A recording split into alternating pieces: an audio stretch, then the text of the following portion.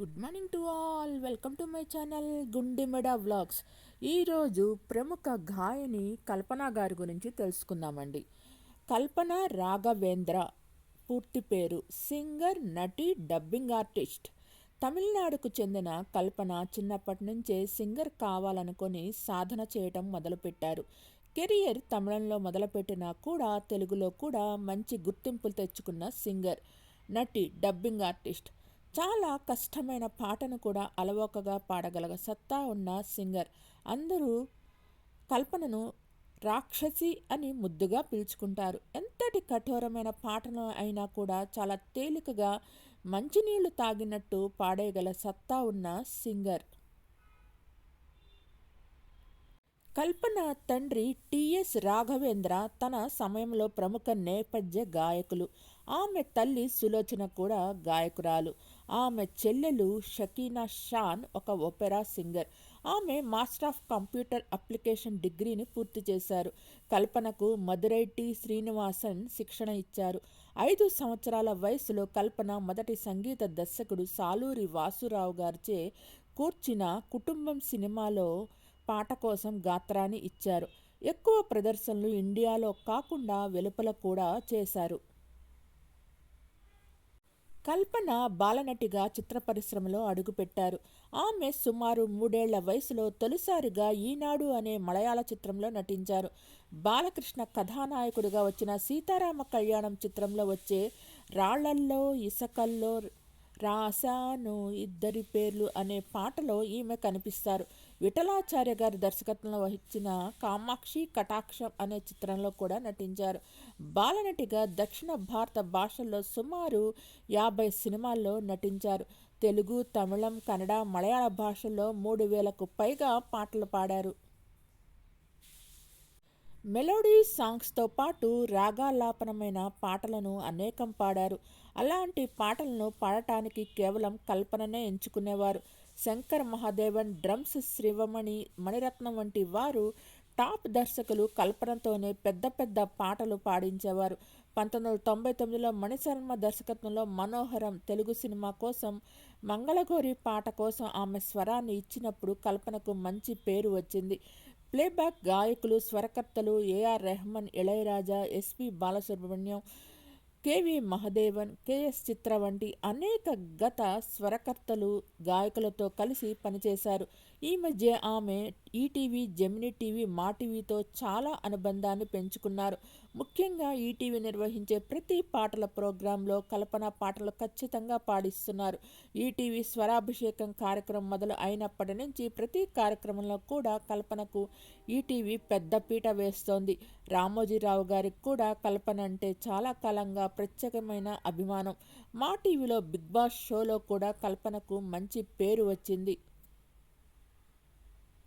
2013లో నంది పురస్కారం అందుకున్నారు. ఉత్తమ గాయనిగా ఇంటింటా అన్నమయ్య చిత్రానికి గాను అందుకున్నారు.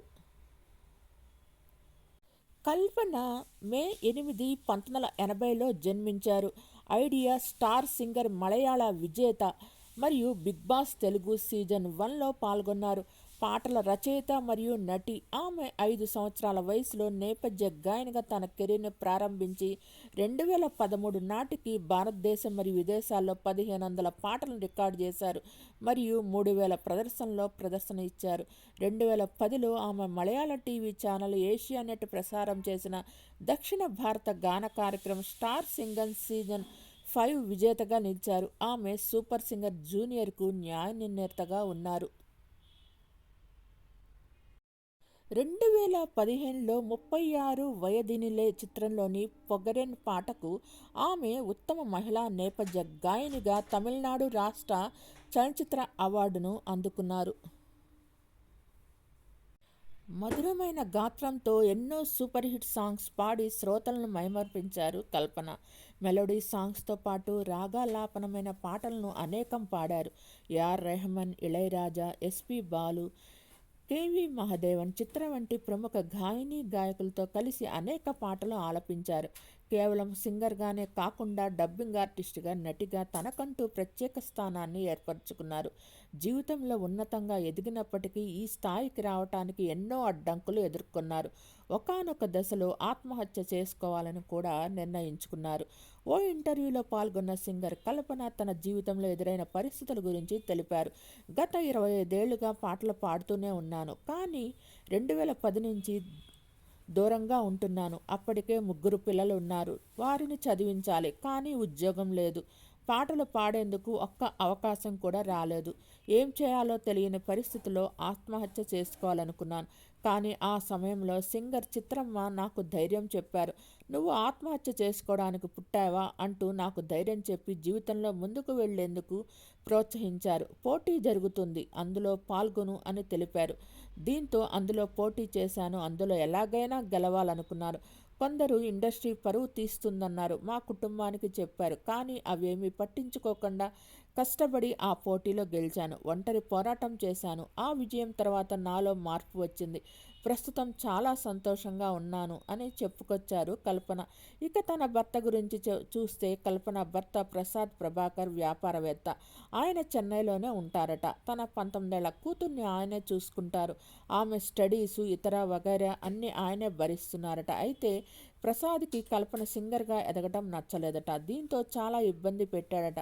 చిత్రహింసలకు గురి చేశాడట. ఆమెను కెరీర్ పరంగా ఎదగనీయకుండా చేశాడట. అందుకోసం ఎన్నో కుట్రలు చేశాడట. ఫిజికల్గా హింసించేవాడట. అందుకే ఆయనకు దూరంగా ఉంటుందని తెలుస్తోంది. ఇప్పుడు కల్పన ఆత్మహత్య యత్నానికి పాల్పడం వెనక ఆమె భర్తనే ఉన్నాడా అనేది అనుమానంగా మారింది. పోలీసులు ఆయనని విచారిస్తున్నారు. దీనిపై మరిన్ని వివరాలు బయటకు రావాల్సి ఉంది.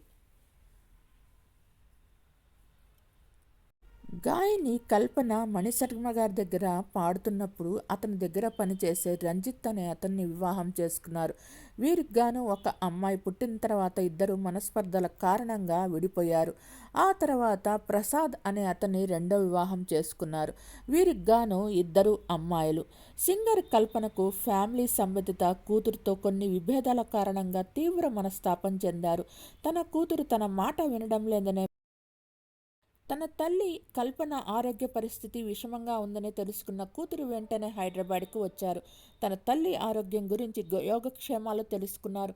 అనంతరం మీడియాతో మాట్లాడారు. తన తల్లి పరిస్థితి గురించి వస్తున్న వార్తలను ఆమె ఖండించారు.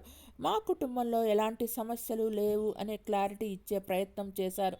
అనంతరం ఆమె మీడియాతో మాట్లాడుతూ, నా పేరు దయా ప్రసాద్ ప్రభాకర్, సింగర్ కల్పన ప్రసాద్ కూతుర్ని. మా అమ్మకు ఎలాంటి సమస్యలు లేవు. మా అమ్మ సింగర్ మాత్రమే కాకుండా ఎల్ఎల్బి పిహెచ్డి కూడా చేస్తున్నారు. దానివల్ల ఇన్సోమియా అనే వ్యాధితో బాధపడుతున్నారు. అందుకు వైద్యులు నిద్రమాత్ర వేసుకోవాలని సూచించారు. ఆమె ఎక్కువ మోతాదులో తీసుకోవడం వల్ల అపస్మారక స్థితిలో వెళ్లారే కానీ ఆమెది సూసైడ్ అటెంప్ట్ కాదని దయాప్రసాద్ ప్రభాకర్ తెలిపారు. మా అమ్మ సూసైడ్ చేసుకోవాలని ప్రయత్నించారని వార్తలు రాయొద్దు, అసత్యాలను ప్రచారం చేయొద్దు. కేవలం మానసిక ఒత్తిడితోనే ఈ సమస్య తలెత్తింది. మా ఫ్యామిలీలో ఎలాంటి గొడవలు లేవు. మా అమ్మ నాన్న మధ్య సన్నిహిత సంబంధాలు ఉన్నాయి. నేను చాలా హ్యాపీగా ఉన్నాను. మా మధ్య రిలేషన్స్ గురించి మ్యానిపులేట్ చేయొద్దు. త్వరలోనే మా అమ్మ సంపూర్ణ ఆరోగ్యంతో ఇంటికి వస్తారు. ఈ విషయాన్ని రాద్ధాంతం చేయొద్దు అని దయాప్రసాద్ వేడుకున్నారు. Channel Gundimada vlogs. Thanks to each and every subscriber for supporting and subscribing my channel Gundimada vlogs. నా ఛానల్లో పాత వీడియోస్ చూడండి. ఒకసారి పలువురి సెలబ్రిటీస్ బయోగ్రఫీస్ ఉన్నాయి. మీకు ఒకసారి చూసి నచ్చితే లైక్ చేయండి, కామెంట్ చేయండి. Thank you all.